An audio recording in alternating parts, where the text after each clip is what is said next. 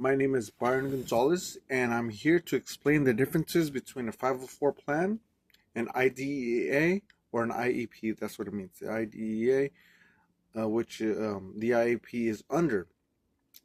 Now, in a nutshell, the 504 plan covers kids with disabilities who don't require specialized instruction. So that basically means a specific example would be if a student has peanut allergies, they would not need an IEP in a specific education program, but they would just need accommodations. And what that means is that if there is a specific time where an activity has peanuts around them, or the classroom has peanuts around them, they would give accommodations for the student to either remove that, not remove that with the student, but to remove peanuts from that activity, and so that would be a um an accommodation for that student. Now, Section 504 is the Rehabilitation Act of 1973 and is an accommodation act, which is any entity that receives federal funding cannot discriminate against anyone who bases on the basis of the disability, or can they deny the benefits of that institution.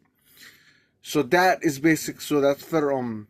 Based on the 504 plan, that is federal, governed by the Civil Rights Plan, the Civil Rights Law.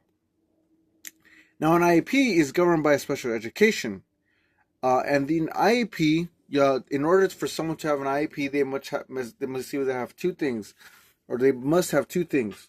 Number one is they must have the 13 disability categories, which is listed on their on under that disability, under those disabilities, which consist of number one, specific learning disabilities, or autism, or intellectual disability, emotional disturbance, and other disabilities like those.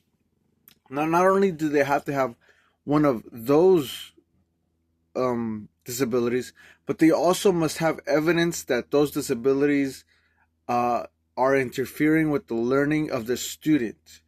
So if someone has like something like ADHD or ADD or something similar to dyslexia, but if it does not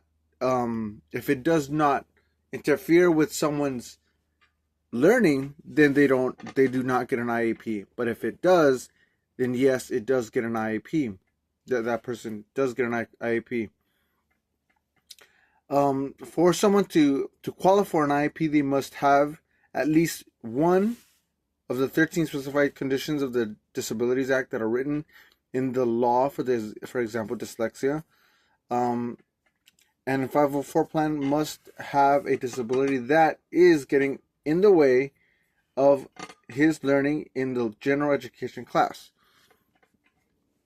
Now, the next part is what my personal experience, or if there's any kind of story that I can tell about a positive or negative thing that I could have experienced from an IEP or something similar, which was I was also a special ed kid. I have dyslexia, and I also had ADD and ADHD. I was very hyperactive, and it was really hard for me to control myself. And I had to go through an IEP. On an IEP, I had to have a counselor. I had to have an RSP teacher, and I also had to have my general ed teacher.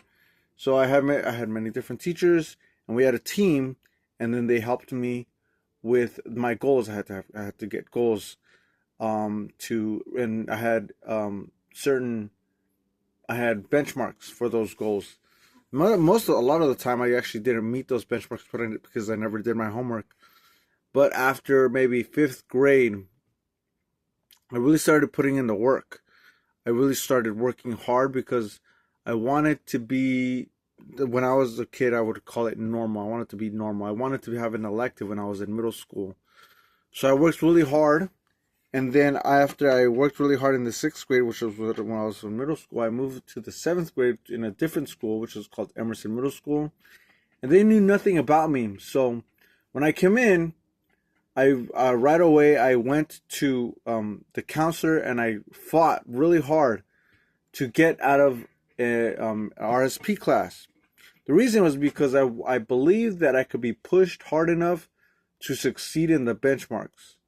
I was getting really, really close to the benchmarks that I needed, because at that time it was about 70%, and I would be able to, so 70% in 2 benchmarks, and I would be able to be put in a general ed classroom plus an elective. And I was just so close. I was at 67%. All I needed was 70. And I fought really hard. And we went to the counselors, and then they saw my grades, and they said, "You're doing a great job. You have A's and B's, and you're doing pretty well." So they put me into the normal general ed classrooms with an elective, and I worked really, really hard to consistently do my homework and do my best every single time. And when I did do my best, I was able to get I got 80% in my benchmark and 90% of my benchmark. So I started doing very well. And with that, once the goals were met, the benchmarks were met, then I was able to be permanently put in general ed classes and stay with the general ed students and excel in the class. And that is my personal experience. Thank you.